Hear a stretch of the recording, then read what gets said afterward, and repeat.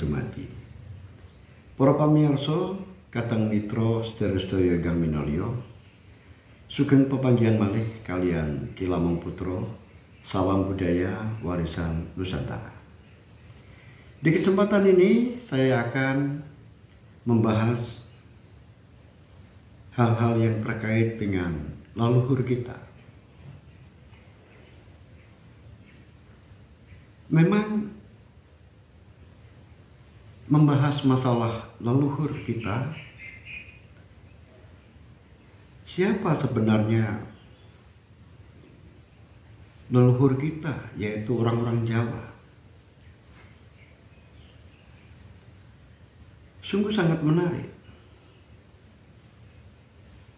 karena leluhurlah yang mengantarkan sebagai lantaran kita berada di bumi loko ini. Memang banyak dari berbagai bangsa ini memiliki klaim sendiri-sendiri tentang bangsa itu diturunkan dari mana. Bagi orang-orang Arab, mereka semuanya mengklaim kalau dirinya merupakan keturunan dari Adam dan Ibu Hawa. Tapi beda dengan bangsa-bangsa lain. Ada yang mengaku sebagai keturunan dari dewa matahari. Ada yang mengaku mereka merupakan keturunan dari dewa-dewa dari langit.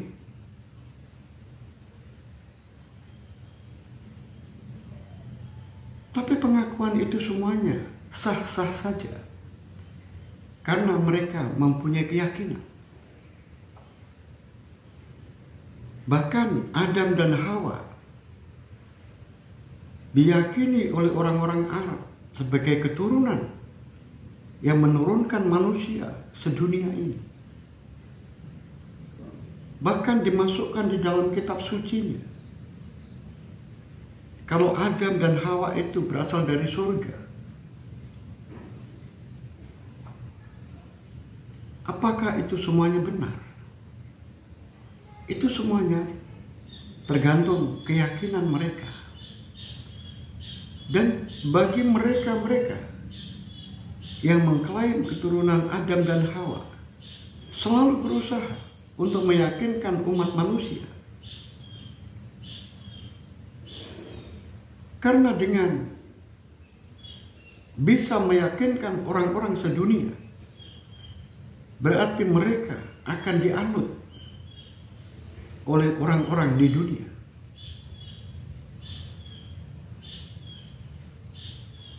Itu adalah sebuah klaim atau pengakuan secara sepihak. Jadi semua orang di dunia ini adalah keturunan Adam dan Hawa. Tapi mengapa? Kalau itu memang keturunan dari satu orang, tetapi di dunia ini bermacam-macam kulitnya. Bahkan diceritakan kalau usia dari Adam itu sungguh sangat panjang. Tapi mengapa usia itu tidak menurun kepada generasi selanjutnya? Diceritakan kalau Adam itu orangnya tinggi besar. Tapi mengapa tidak menurun?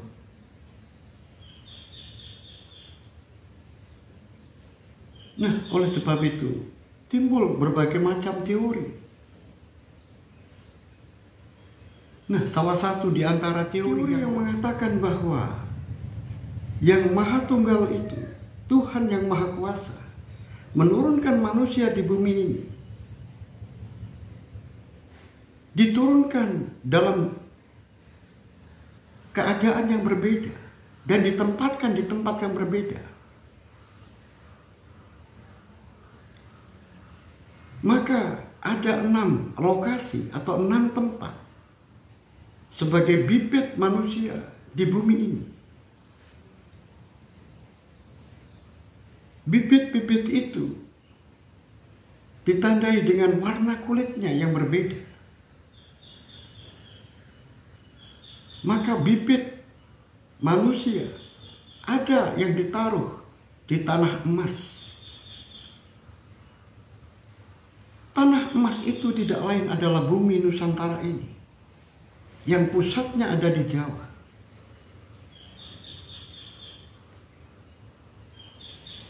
Kemudian kulitnya sawo matang. Kemudian ada yang ditaruh di tanah kuning. Maka anak keturunannya semuanya kulitnya berwarna kuning, yaitu bangsa Cina dan bangsa Jepang. Kemudian ada yang diturunkan di tanah yang putih. Maka lahirlah bangsa-bangsa yang berkulit putih, yaitu bangsa Eropa. Dan kemudian ada yang ditaruh di tanah yang merah. Akhirnya kulitnya menjadi merah. Kulit-kulit merah ini akhirnya menjadi penghuni di benua Amerika. Dan ada yang berkulitkan hitam. Dia adalah orang-orang yang ditaruh di Afrika.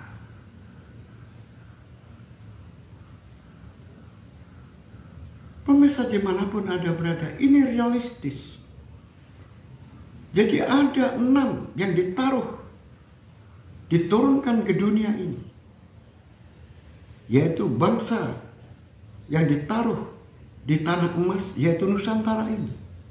Kemudian ada bangsa Cina yang berkulitkan kuning, bangsa Negro yang berkulitkan hitam, bangsa Indian yang berkulitkan merah, dan bangsa yang berkulit putih, yaitu bangsa Eropa.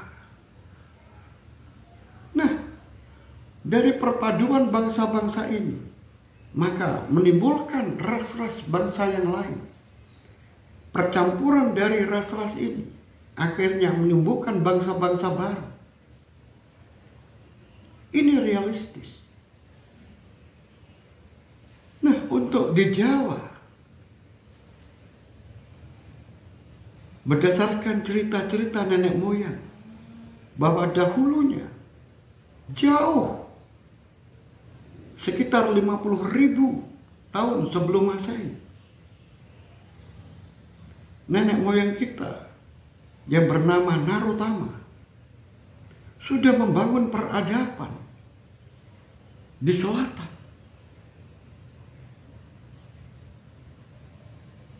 Nah, akhirnya menurunkan bangsa-bangsa, anak keturunannya, akhirnya menjadi bangsa Jawa dan menyebar kemana-mana. Nah, ini adalah juga kepercayaan dari nenek moyang kita. Kemudian datangnya bangsa-bangsa ke Jawa, ke Nusantara ini, akhirnya terjadilah percampuran. Salah satu contoh adalah bangsa Kanum atau Wong Kanung. Wong Kanung itu singkatan. Orang Jawa itu suka seperti itu. Makanya kalau meneliti Jawa, jangan terlalu terfokus pada letter kata itu. Harus dicari Apa ini maksudnya? Karena orang Jawa itu senang kiasan,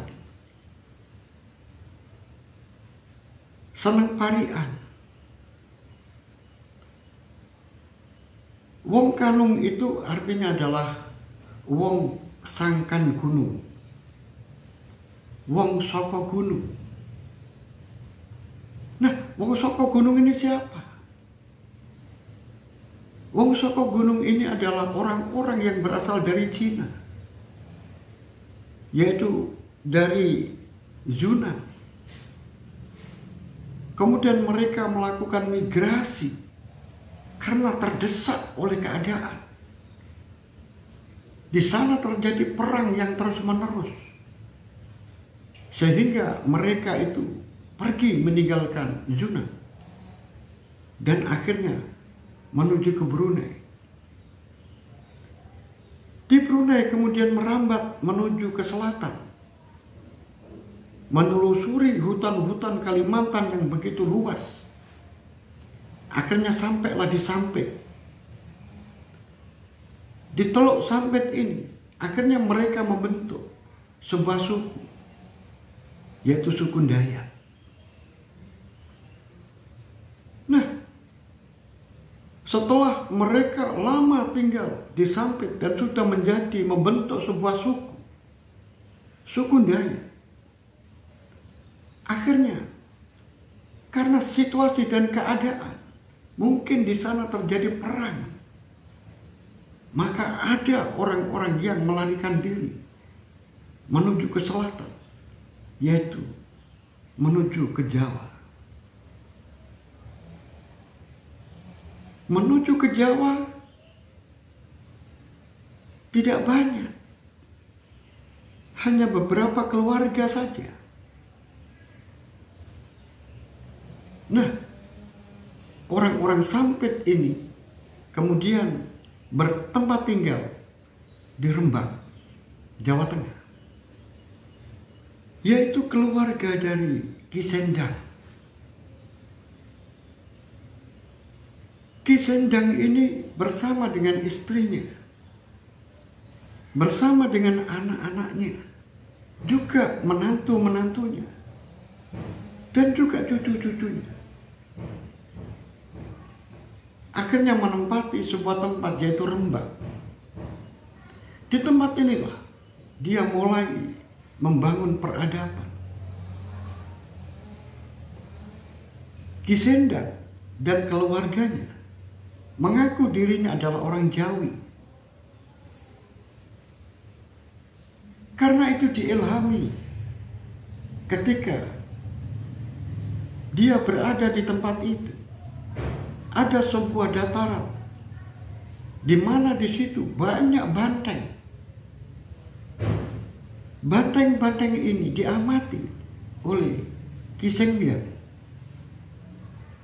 Ternyata banteng-banteng betina itu sangat sayang kepada anak-anaknya. Dia melindungi anak-anaknya dari gangguan-gangguan binatang lain. Dia begitu sayang kepada keluarganya. Nah, itulah yang mengilhami Ki Sendang ini menyebut dirinya adalah banteng betina. Karena dia juga punya kewajiban untuk melindungi keluarganya dan anak-anaknya. Ki Sendang ini menyebut dirinya adalah banteng betina. Nah, banteng betina itu namanya adalah Jawi. Oleh sebab itu, Ki Sendang menyebut dirinya dan keluarganya adalah keluarga Jawi, yang artinya adalah keluarga banteng betina. Ini pada mulanya. Akhirnya Ki Sendang bersama dengan keluarganya ini membangun peradaban di pesisir, yaitu di Rembang. Tempat yang ditempati ini kemudian dikenal dengan sebutan Pucang Sula. Nah, di Pucang Sula inilah Ki Sengdang bersama keluarganya membangun sebuah peradaban, dan akhirnya tahun bertambah tahun, akhirnya terjadilah komunitas percampuran antara orang-orang yang berasal dari Sampit, yaitu orang-orang Dayak, bersama dengan penduduk-penduduk asli yang ada di sekitarnya.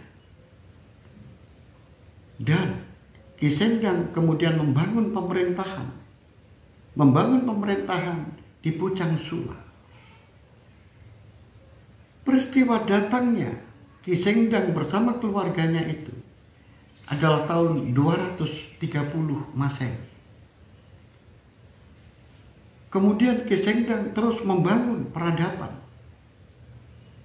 Maka pada tahun 415 Ki Sengdang sudah lengser ke Prabon, kemudian diganti anaknya, yaitu anak perempuannya, Putri Sibaha, yang biasa dipanggil Putri Sibah. Putri Sibaha ini menikah dengan seorang pendeta yang datang dari India, yaitu Resi Agastya. Karena kedudukannya sebagai seorang suami dari Putri Sibaha, sedangkan Putri Sibaha sekarang dipasrahi oleh ayahnya untuk memimpin, menggantikan kedudukan sebagai penguasa di Pucang Sula, maka Resi Agastya diangkat sebagai panglima perang dan juga merangkap sebagai pemimpin agama. Maka kedudukannya sebagai seorang banjar, sebagai seorang pemimpin pasukan, dan juga pemimpin umat, maka kekuasaannya mulai dari selatan,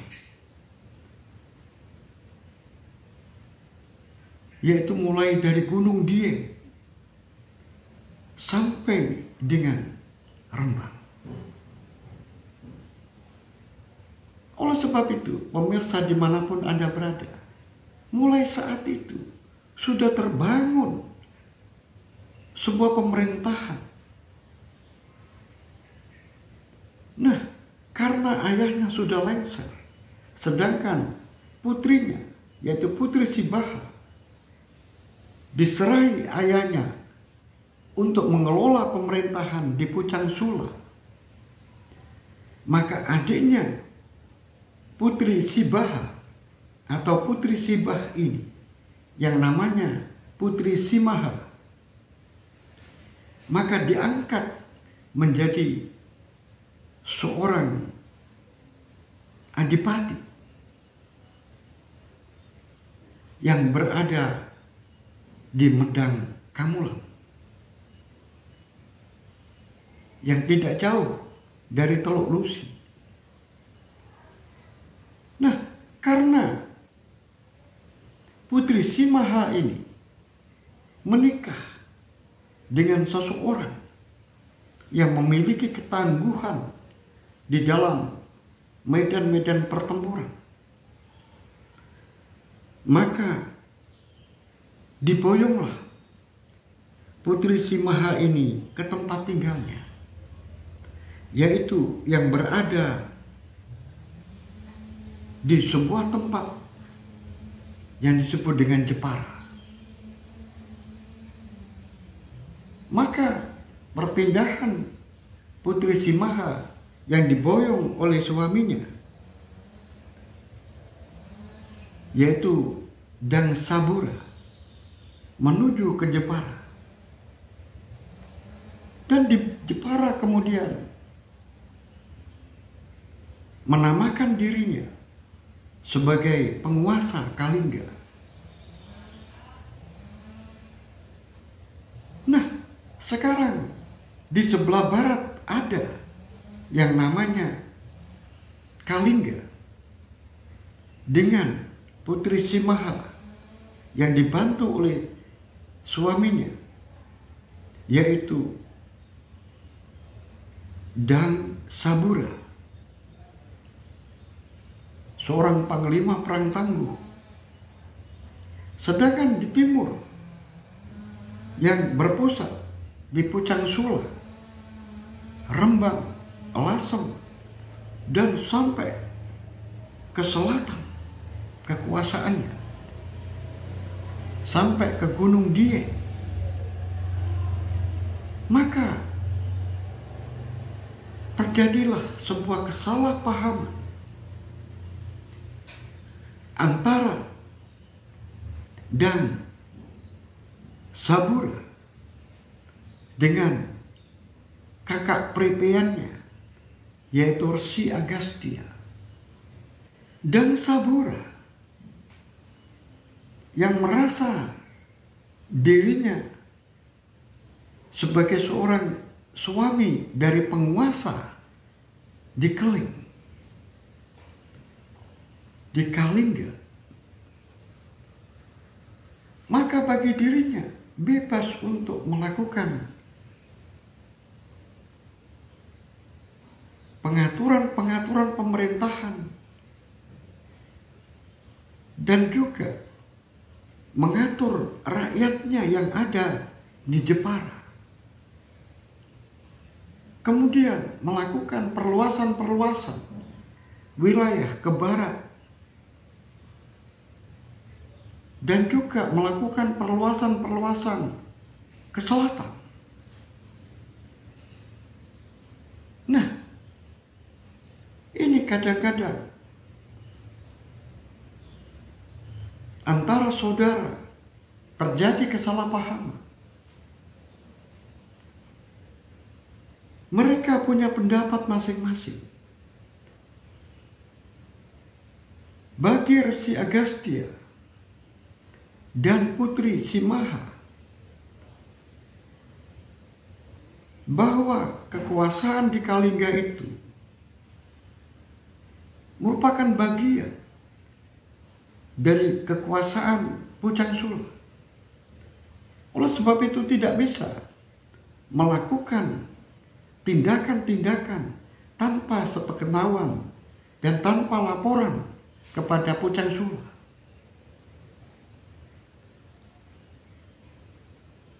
Dan itu dilakukan oleh panglima perang, yaitu Dang Sabura, yang melakukan tindakan-tindakan perluasan wilayah seakan-akan dia itu adalah penguasa. Mestinya dia harus koordinasi ke pusat, yaitu Pucang Sula. Tapi beda dengan pendapatnya Dang Sabura. Mengapa harus melakukan koordinasi? Bukankah Jepara sudah berdiri kerajaan tersendiri yang bebas untuk mengatur? Sehingga terjadilah perselisihan karena kesalahpahaman. Maka antara Resi Agastya yang memiliki prajurit yang luar biasa banyaknya dibantu, maka Dang Sabura juga tidak mau mengalah. Maka terjadilah pertempuran hebat antara Pucang Sula dengan Kalingga. Pertempuran yang terus berlangsung seakan-akan tiada henti. Akhirnya Resi Agastya yang dibantu oleh putranya Arya Aswendra mengalami kekalahan. Dan Acarya beserta putranya Arya Aswendra gugur di dalam pertempuran. Bagaimana dengan perasaan putri Simaha? Dan bagaimana perasaan dengan putri Sibaha? Kakak beradik ini sama-sama kedudukannya sebagai seorang perempuan, tapi sebagai penguasa. Ketika suaminya saling bertengkar, saling bertempur, mereka tidak bisa berbuat apa-apa. Akhirnya putri Sibaha sebagai saudara tertua, setelah mendengar suaminya Resi Agastya dan putranya Haryo Aswendro gugur di dalam pertempuran itu, akhirnya putri Sibaha memilih keluar dari kerajaan, pergi entah kemana, dan akhirnya dia menjadi seorang pertapa. Nah, sekarang kedudukan Pucang Sula sudah hancur, dan sekarang diganti penguasa baru, yaitu putri Simaha yang dibantu oleh suaminya, yaitu Dan Sabura. Maka lama-kelamaan kerajaan Kalingga ini semakin membesar dan semakin luas kekuasaannya, hingga sampai ke barat, sampai ke selatan, sampai ke timur. Dan pada tahun 725, keturunan-keturunan dari Simaha dan Sabura, akhirnya ada salah seorang, yaitu yang diberi warisan untuk meneruskan tanah leluhurnya yang ada di Medang Kamulan. Dia adalah Sanjaya. Dan kemudian Sanjaya merintis Medang Kamulan ini menjadi sebuah kerajaan, yang mana kerajaan ini nanti menjadi cikal bakal dari kerajaan Mataram Hindu. Begitu pemirsa dimanapun Anda berada. Berarti di Jawa ini bermacam-macam, banyak orang yang datang dari Cina, dari India, semuanya ditampung di Jawa. Sedangkan orang-orang nenek moyang kita, terjadilah percampuran antara pendatang dengan yang asli. Sedangkan orang-orang yang asli Jawa masih tetap eksis dengan apa yang diyakininya. Dan akhirnya mereka menyatu menjadi sebuah bangsa, yaitu bangsa Jawa. Begitu pemirsa dimanapun Anda berada. Oleh sebab itu semuanya adalah para leluhur kita. Para leluhur yang telah membangun Nusantara ini. Para leluhur yang terus berjuang untuk menumbuhkan budaya masyarakat Jawa.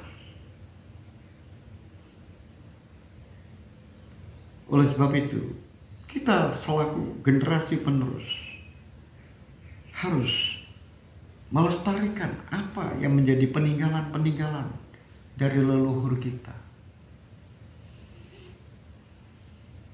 Tentu saja, manusia tidak ada yang sempurna. Oleh sebab itu, peninggalan-peninggalan leluhur kita yang belum sempurna, mari kita sempurnakan. Yang belum baik, ayo diperbaiki bersama-sama. Sehingga akan terwujud sebuah peradaban yang lebih baik dan lebih maju. Begitulah. Sampai di sini, pemirsa dimanapun Anda berada, ada kurang dan lebihnya, mohon maaf yang sebesar-besarnya. Saya akhiri, Rahayu, Rahayu, Rahayu, Rahayu Sagunging Dumadi.